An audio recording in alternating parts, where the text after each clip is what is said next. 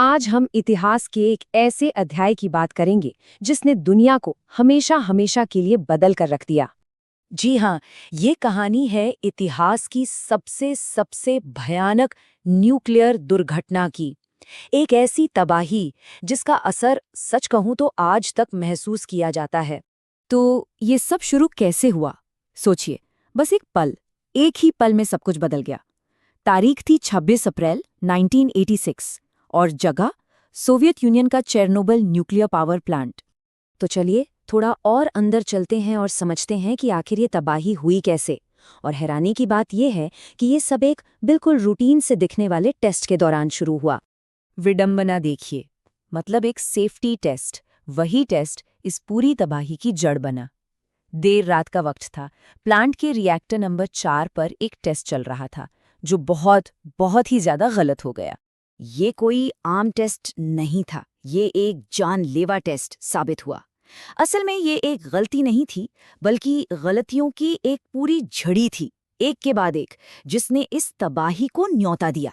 तो आखिर हुआ क्या था उस रात? देखिए, हुआ ये कि सबसे पहले तो टेस्ट के नाम पर सारे जरूरी सेफ्टी सिस्टम्स को जानबूझकर बंद कर दिया गया। ये थी पहली बड़ी गलती। फिर जो रिएक्टर था ना, उसका डिजाइन ही दोषपूर्ण था। मतलब आरबीएम के डिजाइन में कुछ ऐसी खामियां थी कि कम पावर पर वो बहुत ज्यादा अनस्टेबल हो जाता था, और बस इसी वजह से अचानक पावर में एक जबरदस्त बेकाबू उछाल आया। नतीजा, रिएक्टर नंबर 4 एक भयंकर धमाके के साथ फट गया। लेकिन वो धमाका तो बस शुरुआत थी। असली कहर तो उसके बाद बरपा, एक ऐसे कातिल के रूप में जो न तो दिखाई देता था और न ही सुनाई देता था। एक अदृश्य हत्यारा। उस धमाके ने इतनी ज्यादा रेडियो एक्टिव चीजें हवा में फैला दी कि अंदाजा लगाना भी मुश्किल है।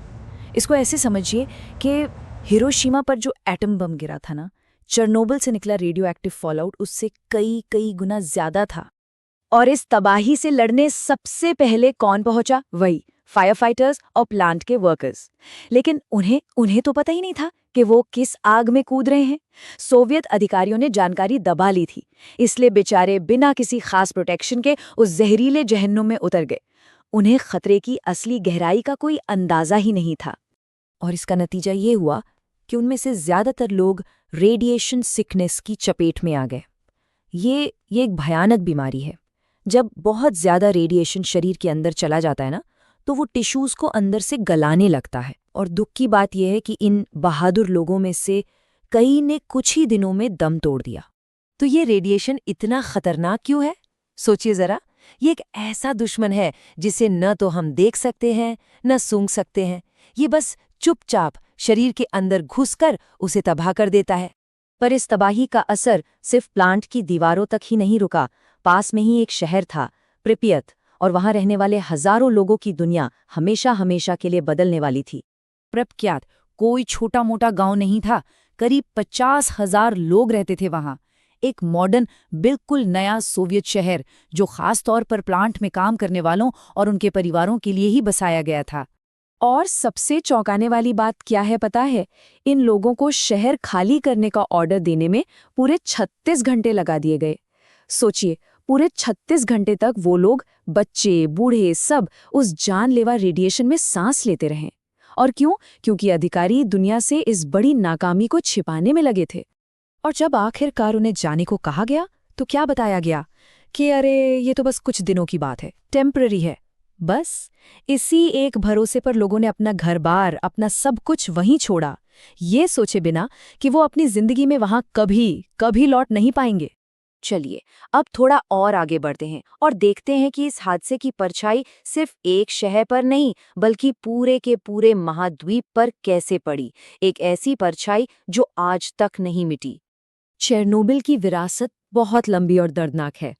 वो जो रेडियो एक्टिव बादल था ना, वो सिर्फ एक जगह नहीं रुका, वो पूरे यूरोप में फैल गया। हजारों लाखों लोग कैंसर और ना जाने कितनी लंबी बीमारियों की चपेट में आ गए। और आज भी उस प्लांट के चारों ओर का एक बहुत बड़ा एरिया है जिसे एक्सक्लूजन जोन कहते हैं, जहां जाना आज भी जानलेवा है।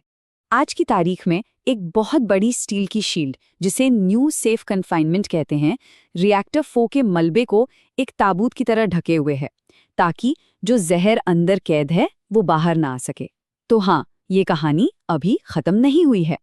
तो सवाल यही उठता है कि एक हंसता खेलता जीता जागता शहर एक भूताहा शहर में कैसे तब्दील हो जाता है। चेरनोबिल इसका जवाब है।